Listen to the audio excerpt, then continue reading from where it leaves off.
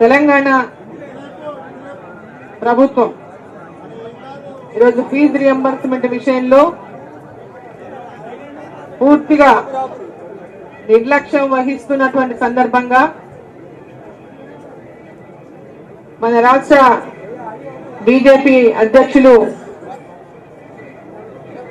విద్యార్థి దశ నుంచి కూడా అనేక పోరాటాలు చేసి విద్యార్థి నాయకుడిగా, ఆ తర్వాత గ్రాడ్యుయేట్స్ ఎమ్మెల్సీగా, ఆ తర్వాత ఈరోజు తెలంగాణ రాష్ట్ర బీజేపీ అధ్యక్షుడిగా ఉన్నటువంటి రామచంద్రరావు గారు దాదాపు 40 లక్షల మంది పిల్లలకు, విద్యార్థులకు ఇవాళ ఈ రాష్ట్ర ప్రభుత్వం యొక్క నిర్లక్ష్యంతో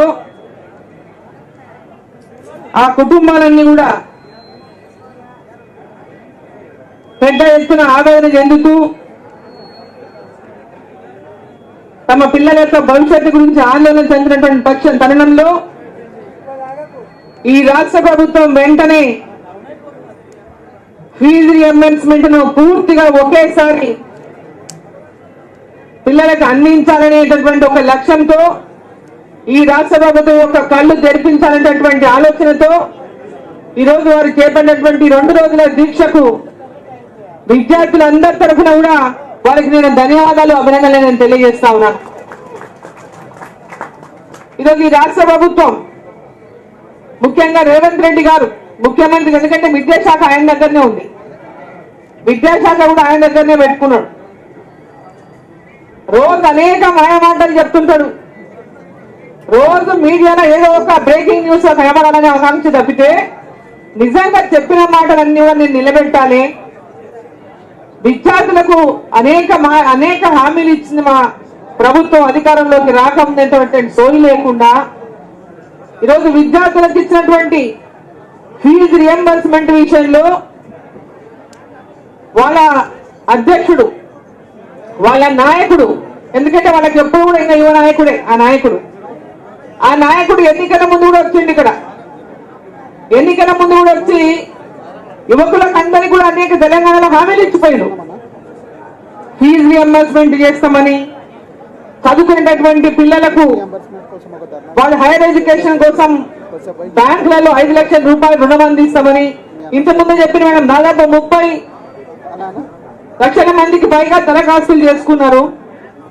కానీ ఇప్పటిదాకా ఎవరికి కూడా 5 లక్షల రూపాయల అంటే బ్యాంకులో రుణాలు ఎవరికి ఇప్పించలేదు, హైయర్ ఎడ్యుకేషన్ కూడా ఎవరికి డబ్బులు ఇవ్వలేదు. అనేక మంది విద్యార్థులు చదువులు పూర్తి చేసుకున్నటువంటి వాళ్ళు నిరుద్యోగులు నెలకు 4,000 రూపాయలు ఇస్తామన్నారు. ఇవన్నీ కూడా ఏమీ నెరవేర్చలేదు. ఈరోజు విద్యార్థులు రోడ్ల మీద పెద్ద ఎత్తున పోరాటాలు చేసినా ఏమంటున్నాడు, వీళ్ళంతా క్రిమినల్ వేస్ట్ అంటున్నారు. మిమ్మల్ని అందరినీ కూడా ఈ రాష్ట్ర ముఖ్యమంత్రి క్రిమినల్ వేస్ట్ అంటున్నాడు. మీరు చదువుకునే చదువులు వేస్ట్, ఏమి జ్ఞానం ఉండలేదు, చదువులకు వాళ్ళకి అప్లికేషన్ కూడా రాయడానికి వస్తలేదు అంటున్నాడు మన రాష్ట్ర ముఖ్యమంత్రి గారు. అంటే ఆయన ముఖ్యమంత్రిగా ఉండి, తెలంగాణ విద్యాశాఖ మంత్రిగా ఉండి, ఆ విద్యాశాఖ నిర్వహించుకుంటూ మన పిల్లల యొక్క విద్య గురించి, ఈ రాష్ట్రంలో విద్య గురించి ఆయనే మాట్లాడుతుంటే, ఆయన ముందుగా ఆ శాఖ నిర్వహిస్తున్నటువంటి ముఖ్యమంత్రి ముందుగా రాజీనామా చేయాలి. తనంతకు తనే ఒప్పుకున్నాడు, ఆయనే ఒప్పుకుంటున్నాడు. సరైనటువంటి విద్య ఒక క్వాలిటీ విద్యని రాష్ట్రంలో అందిస్తలేడని ఆయన ఒప్పుకుంటున్నాడు. అందించలేకపోతున్నందుకు ఆయన రాజీనామా చేయాలి. మీ భవిష్యత్తును ఆయన ఈరోజు పాడు చేస్తున్నందుకు రాజీనామా చేయాలి. ఈరోజు పిల్లలందరినీ కూడా తల్లిదండ్రులు పాపం ఎంతో ఆశతో మా పిల్లలు మంచి చదువు చదువుకోవాలి, గ్రాడ్యుయేషన్ చేయాలి, ప్రొఫెషనల్ కోర్సు చేయాలి, డిగ్రీ కావచ్చు, అదేవిధంగా పీజీ కావచ్చు, లేదా ఇంజనీరింగ్ కావచ్చు, మెడిసిన్ కావచ్చు, ఇతర అగ్రికల్చర్ ఎన్ని ప్రొఫెషనల్ కోర్సులు కావచ్చు, ఎడ్యుకేషన్ కోసం మా పిల్లలు అందరితో పాటు మంచి చదువుకొని ఉన్నతంగా పైకి రావాలని తల్లిదండ్రులు కోరుకొని ఈరోజు మిమ్మల్ని స్కూళ్లకు ఫీజు రియంబర్స్మెంట్ ఉందని అందరినీ చదివించాలని ఒక ఉద్దేశం పంపిస్తుంటే, ఫీజు రియంబర్స్మెంట్ లేక కాలేజీలో ఫీజు కట్టనందుకు పిల్లలను వాళ్ళ సర్టిఫికేట్ ఇవ్వకుండా, ఎడ్యుకేషన్ పూర్తయినా కూడా వాళ్ళ సర్టిఫికేట్స్ ఇవ్వకుండా ఇబ్బంది పెడుతుంటే, తాలిబొట్టులు కుదువ పెట్టి అప్పులు తెచ్చి ఈరోజు ఫీజులు కట్టి పిల్లల యొక్క కాలేజీలో వాళ్ళ సర్టిఫికేట్ చేసేటటువంటి దుస్థితికి తెచ్చినటువంటి రాష్ట్ర ముఖ్యమంత్రి ఒక క్షణం కూడా ఆ కుర్చీ మీద కూర్చొని అర్హుడు కాదని చెప్పి సందర్భంగా నేను తెలియజేస్తా ఉన్నాను. ఒక క్షణం కూడా కుర్చీ మీద కూర్చొని అర్హుడు కాదు.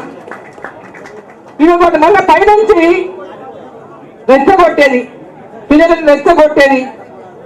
వాళ్ళ మన నాయకుడు ఏం చేస్తున్నాడు? తప్పకుండా ఏ ప్రభుత్వమైనా ఈరోజు పిల్లలు పోరాటాలు చేసినా, ఇంకొకరు పోరాటాలు చేసినా, ఏ విషయం కోసం అడిగేటటువంటి హక్కు ప్రతి ఒక్కరికి ఉంది.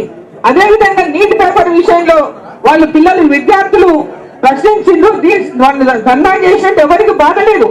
కానీ ఆ ధర్నా పేరుతో రాజకీయంగా ఆ ధర్నాలో విద్యార్థుల కంటే వేరే వాళ్ళందరినీ దూరించి దేశాన్ని విచ్ఛిన్నం చేసేటటువంటి విధంగా కాంగ్రెస్ పార్టీ చేసిన తీరును మనం అందరం కూడా గ్రహించాల్సినటువంటి అవసరం ఉన్నది. భారతదేశం వైపు ప్రపంచ దేశాలన్నీ చూస్తా ఉన్నాయి. భారతదేశం ఈరోజు పెద్ద ఎత్తున అభివృద్ధి చెందుతా ఉంది.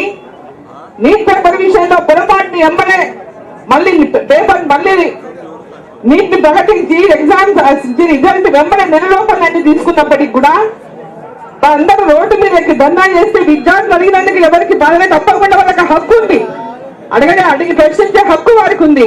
కానీ ఆ విద్యార్థుల నెపంతో వేరే వాళ్ళంతా రాజకీయంగా ఈ దేశాన్ని విచ్ఛిన్నం చేయాలనేటటువంటి ఒక ఓర్చుకోలేక నరేంద్ర మోదీ గారి యొక్క నాయకత్వాన్ని, ఒక బలమైన నాయకత్వాన్ని దేశానికి అందిస్తున్న తరుణంలో ప్రపంచం అంతా కూడా ఖ్యాతిని పొందుతున్నటువంటి ఒక కసితో, అసూయతో వారు చేసినటువంటి విచ్ఛిన్నకరమైనటువంటి శక్తులను దాంట్లో దూర్చి ఈరోజు భారతదేశానికి ఒక యాంటీ నేషనలిస్ట్ అంటే దాంట్లో దూరి విచ్ఛిన్నకరంగమైనటువంటి విధంగా వాళ్ళు ప్రవర్తించిన తీరును ప్రతి ఒక్కరు గమనించాలని చెప్పి ఈ సంఘటన తెలియజేస్తాను. ముఖ్యంగా ఈ దేశ భవిష్యత్తు వికసిత్ భారత్ అంటేనే 2047లో మీ అందరి భవిష్యత్తు.